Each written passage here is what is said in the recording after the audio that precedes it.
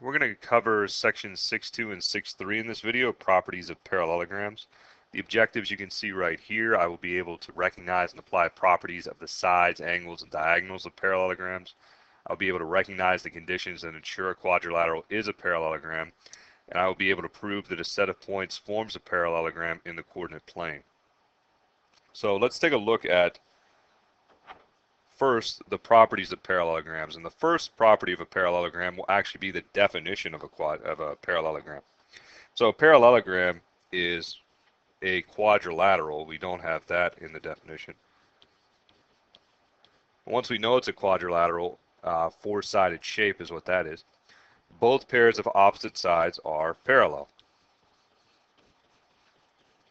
So on our picture here we have side AB and side DC are parallel. Those are opposite sides. And we also have side AD and side BC parallel.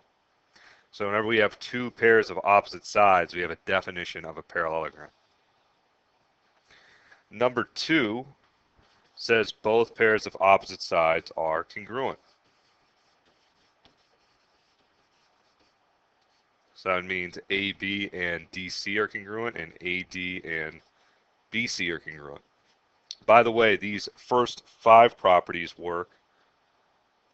Actually, they all work if you have the properties that states that that's enough information to be a parallelogram. And the converse of that is true. Whenever you have a parallelogram, these 6 properties are all going to work. Number 3, both pairs of opposite angles are congruent. So that means angle A is congruent to angle C. Those are opposite angles. And angle D is congruent to angle B. Number 4 says each pair of consecutive angles is supplementary.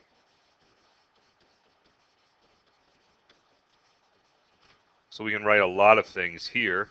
So remember, when they're supplementary, that means that 2 angles will add up to 180 degrees. So we have the measure of angle A plus the measure of angle D is equal to 180. We would also have the measure of angle D plus the measure of angle C is equal to 180.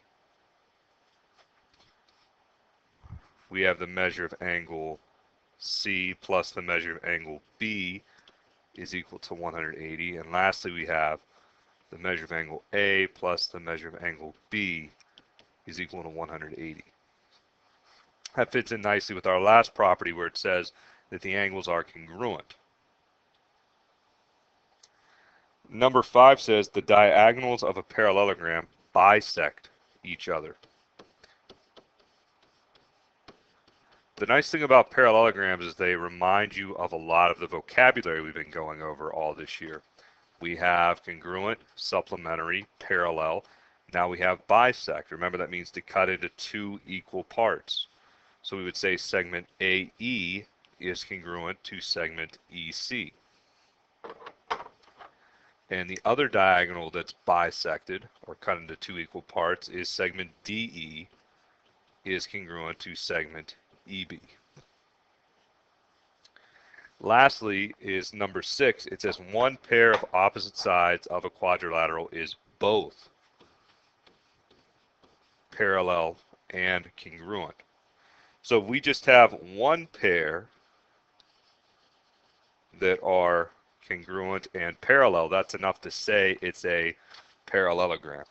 We don't need to show that the other opposite pair, AD and BC, are also congruent and parallel, even though we know they are because it's going to be a parallelogram. So let's take a look at some examples. I want you to try the odds on your own, and we'll do the evens together. We're going to use those 6 properties that we used on the last page to be able to figure these out. So number 2 says if DC is equal to 18, so that's D to C is 18, then DT equals blank. Well, we know that this is cut into 2 equal parts because the diagonals bisect each other, so DT has to be 9. Remember, these 2 parts are equal. 9 plus 9 is equal to 18. Number 4, I'm going to erase what I have here. That way it'll be easier to see the next one. Number 4 says if the measure of angle DEC, so remember D to E to C, E is the middle letter, so that means this whole thing is 75 degrees. If DEC is 75, what is KDE? Well, again, we go KDE, that's this angle here. We need to remember that consecutive angles are supplementary.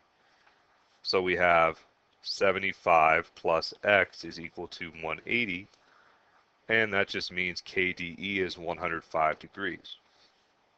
Let's move on to number 6.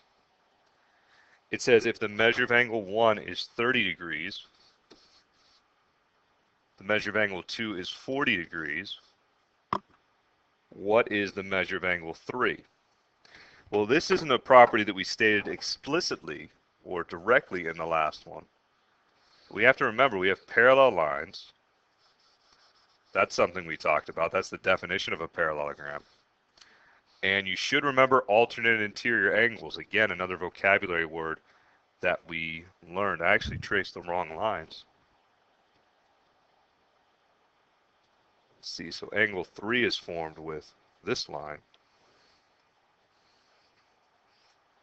So we have these two angles here. Remember, we have parallel lines.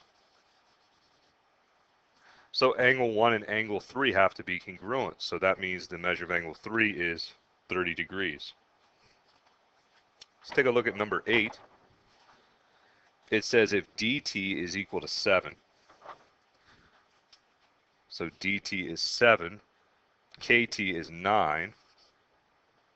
What is CD? So here's CD. Well, again, the diagonals bisect each other. So we have 7 plus 7, which is just 14. We don't even need this information to solve this problem. That's a distractor. Number 10 says if ET is equal to x plus 3, EK is 22, what's x? Well, again, the diagonals bisect each other. So I'm going to have x plus 3 plus x plus 3 is equal to 22. Just combine like terms, 2x plus 6 is equal to 22. Subtract 6, 2x is 16, and divide by 2 to get x equal to 8. And finally, we have number 12 that we'll do together. Number 12 says if the measure of angle DKC, so D to K to C, K the middle letter, DKC is 7x plus 6, and we have KCE, KCE is 4x minus 2. What's x equal to? Well, again, we have consecutive angles. So whenever we have consecutive angles in a parallelogram, they're supplementary. So we have 7x plus 6 plus 4x minus 2 is equal to 180. Combine these like terms, and we have 6 minus 2. It's going to be plus 4 is equal to 180. We subtract 4.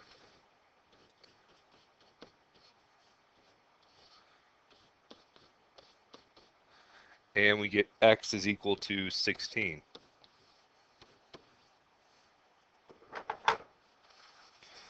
Let's move on to the final page.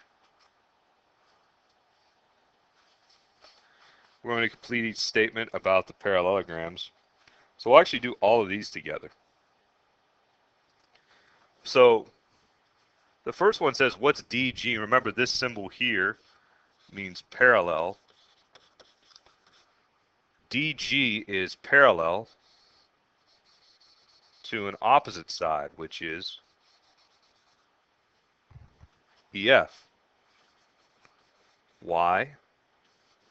Opposite sides are parallel.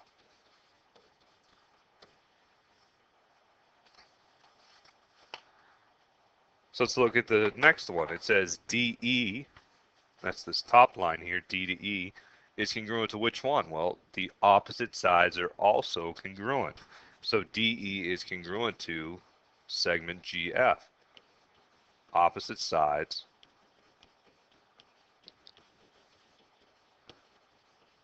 are congruent.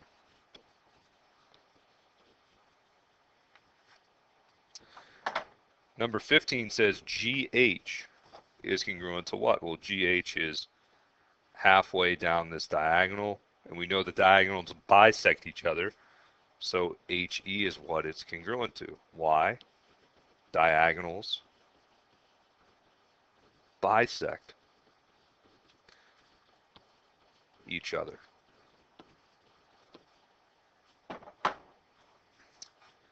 Number 16 says angle DEF, so DEF, that's right here. Let's try answering the why first. What would DEF be congruent to? Well, it's an angle in a parallelogram, so we know the opposite angles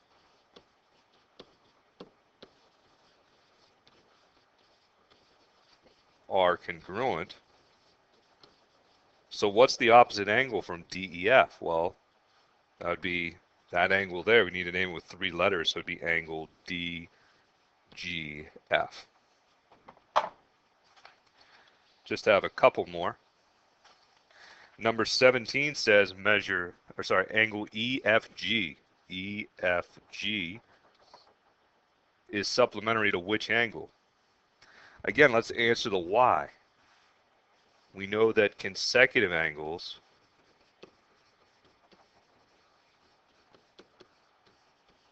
are supplementary.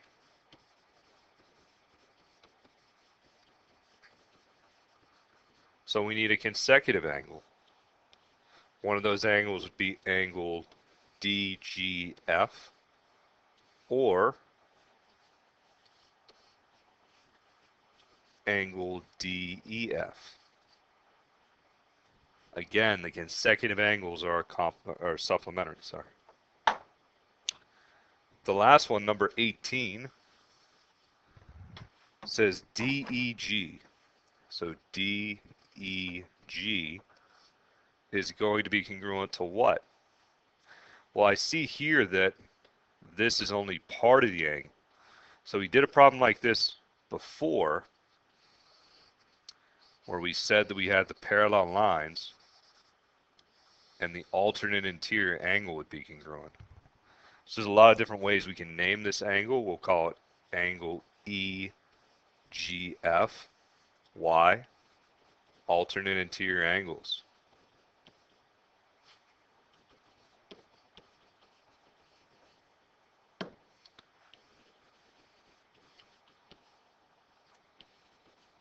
Are congruent